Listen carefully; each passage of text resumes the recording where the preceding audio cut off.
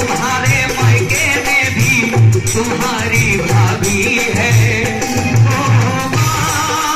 माँ सासू माँ, ओ माँ सासू माँ। आज वैसे जो हमारी माताएं बहनें बैठी हैं, जो माताएं बहनें, सबसे पहले उनके लिए बहुत ज्यादा खुश हैं। आज कह रही ये लल्ला कहाँ से आ गया है जो हमारे मन की बात कह दी, हम कभी नहीं कह पाए। लेकिन देखो एक कमी नहीं है, कमी दोनों की है, एक नहला तो दूसरी दहला है, कमी किसी की नहीं है। लेकिन सबसे पहले दो लाइनें बड़े बुजुर्गों के लिए। कहते हैं कि बड़ों में बैठने से सबूर आता है, बड़ों में बैठने से सबूर आता है। हुस्न पानी है फिर भी गुरूर आता है। और छोड़ दो लाली लिपस्टिक का लगाना मेरी माताएं बहनों, क्योंकि माता पिता की सेवा करने से चेहरे पे नूर आता है। ये सच्चाई है बिल्कुल। लेकिन एक और अंकल जी, एक कलयुग की मैं सच्चाई बता रहा हूँ, अगर बात सही लगे तो ताली बजाना, वरना मत बजाना। कहते हैं कि तुम्हें तुम्हारी दवाई ना मिलेगी, ढूंढने जाओगे तो गवाही ना मिलेगी। तुम्हें तुम्हारी दवाई ना मिलेगी, ढूंढने जाओगे तो गवाही ना मिलेगी। और अपने बुढ़ापे के लिए 4 पैसे इकट्ठे करके रखो, अपने बुढ़ापे के लिए 4 पैसे इकट्ठे करके रख लो, क्योंकि आज के जमाने में तुम्हें तुम्हारे बेटे की कमाई। ताली बजा दो, ये कलयुग की सच्चाई बता रहा हूं मैं। अब जो बात थी ये थी बहुओं के लिए। अब इसके बाद सास की बात आई, पहले लगा दो थोड़ा क्या बात है।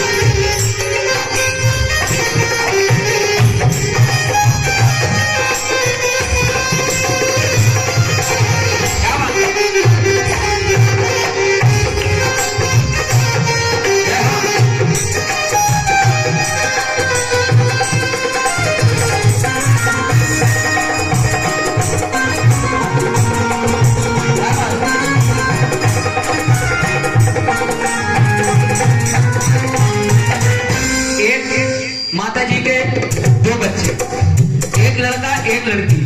सबसे पहले लड़की की शादी हुई, मैंने पूछा, मैंने कहा अम्मा एक बात बताओ, तुम्हारे लड़की की शादी हुई है, तुम्हारे दामाद सही हैं? करी लल्ला हमारे दामाद तो कतई हीरा है। तो मैंने कहा कैसे? अगर हमारी बेटी कह दे कि साड़ी ला के दो तो साड़ी ला के दे देता। तो मैंने कहा बहुत अच्छी बात। तो मैंने कहा और कोई बात?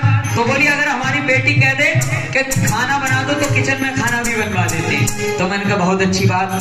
शॉपिंग के लिए कह दे तो शॉपिंग कराने ले जाते हैं। थोड़े दिन बाद अम्मा क्या हुआ कि उनके बेटे की भी शादी हो गई। मैं उनके पास फिर गया, मैंने कहा अम्मा एक बात बताओ, तुम्हारे बेटे की भी शादी हो गई, तुम्हारी बहू सही है, बेटा सही है? अम्मा ने बड़ा बुरा मुंह कर लिया, कह रही लला का खाक सही है। जिस दिन से हमारे घर में बहू आई है उस दिन से हमारो लला तो कतई जोरू को गुलाम हो। तो मैंने कहा ये कैसे हो गया? तो बोली, तो मैंने कहा देखो ये कमी एक की नहीं, दोनों की कमी होती है। तो बोली अगर बहू कहते कि साड़ी ला दो तो हमारा लड़का लेके आता साड़ी तुरंत। पहले हम कहते थक जाते कि साड़ी ला दे बेटा, साड़ी नहीं थी कभी, और बहू के लिए 4 साड़ी लेके आ रहा है।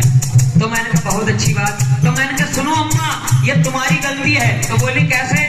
मैंने कहा अगर दामाद करें तो वाहा वाहा, दामाद करें तो वाहा वाहा, और बेटा करे तो आहा आहा। तो मैंने कहा बहुत अच्छी बात। अब बारी आई किसकी? सास के लिए।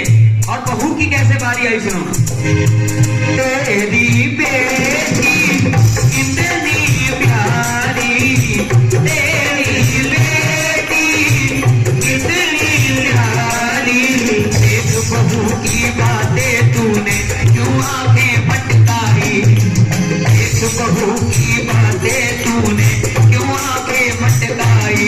ये न भूलो तुम्हारी बेटी भी जो किसी घर ब्याही है। ओ माँ सासू माँ, ओ माँ सासू माँ। अब ये बेटे की यहीं से कहानी शुरू हो रही है। जैसा मैंने कहा था कि बेटे बीवियों के जाल में रहने थे। कहते हैं कि भक्तों बुजुर्गों के बनाए साहिबा को तोड़ मत देना, उस माँ को याद करना जो माँ तुम्हें छोड़ के चली गई है। कहते हैं सबसे बड़ी पीड़ा उस समय होती है जब एक माँ अपने बच्चे को जन्म देती है। यहाँ से बेटों की बात शुरू हो रही है। कहते हैं कि बुजुर्गों के बनाए साहिबा को चली जाए, सास और बहू के झगड़े में अपनी माँ को छोड़ मत देना।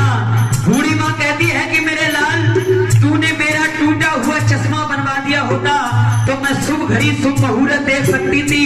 अरे मुझे कौन सा शौक था चश्मा लगाने का, चश्मा लगा करके तेरी सूरत देख सकती थी। क्योंकि कहते हैं रहा दर्रा का हरे सरल लगता है, कितना दुश्वार अकेले में सफर लगता है। मैं हर राह से बेखौफ गुजर जाता हूँ, ये सिर्फ मेरी माँ की दुआओं का असर होता है। उस माँ को याद करना जिससे आप प्रेम करते हैं, क्योंकि कहते हैं भक्तों, माँ की दुआ कभी खाली नहीं जाती, लग जाए बटुआ तो भगवान से भी टाली नहीं जाती। और एक माँ तो पाल लेती है 3-4 बच्चों को बर्तन मांज के भी, लेकिन उन 3-4 बच्चों से मुसीबत आने पर एक माँ पाली नहीं जाती, एक माँ पाली नहीं जाती। अब मैं यहीं से एक छोटी सी कहानी ले रहा हूँ। ये कहानी मैं क्यों बताता हूँ कि हो सकता है कि मेरे कारण कोई सुधर जाए थोड़ा बहुत। एक बार की बात, एक जज साहब जिसको हम कहते हैं न्यायाधीश, वो अपनी बूढ़ी माँ को छोड़ने के लिए वृद्ध आश्रम पहुंचे।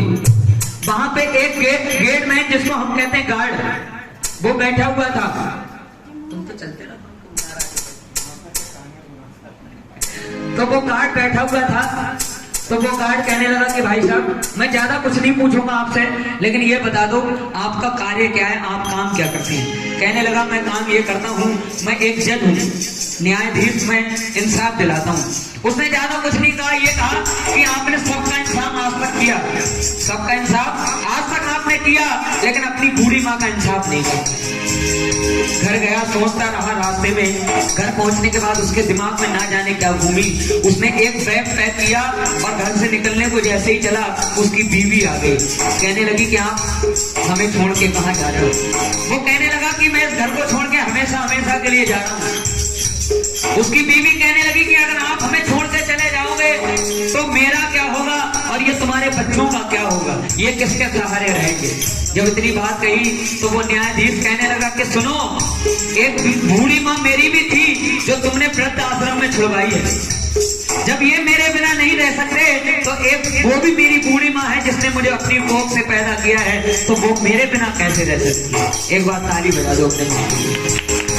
तो सुनिएगा किस प्रकार से कहते हैं कि हर कोई हर किसी पर पैदा नहीं होता, रंग है लहू का जो कभी अलादा नहीं होता। काश की माँ हमारी मौत से एक पल भी डर जाती तो कोई भी बच्चा बेदर्द पैदा नहीं होता, बेदर्द पैदा नहीं होता। अब सुनिएगा, अपना नहीं सुख दुख तुझे कोई, अपना नहीं सुख दुख तुझे कोई।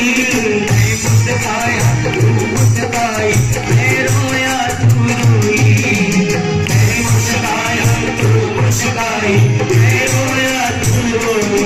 तू तो शीतल है, तू तो निर्मल है, प्यारी प्यारी है ओ माँ, प्यारी माँ, ओ माँ, प्यारी माँ। लोग कहते हैं कि तुमने भजन सुना के हमें रुला दिया। ये रोना नहीं होता, ये हमारे हृदय के भाव होते हैं, जिससे हमें पता चल रहा है कि हम अपने माता पिता से कितना प्रेम करते हैं। क्योंकि कहते हैं आते हैं चले जाते हैं, जाने वाले कभी कभी प्यार से लोगों के दिलों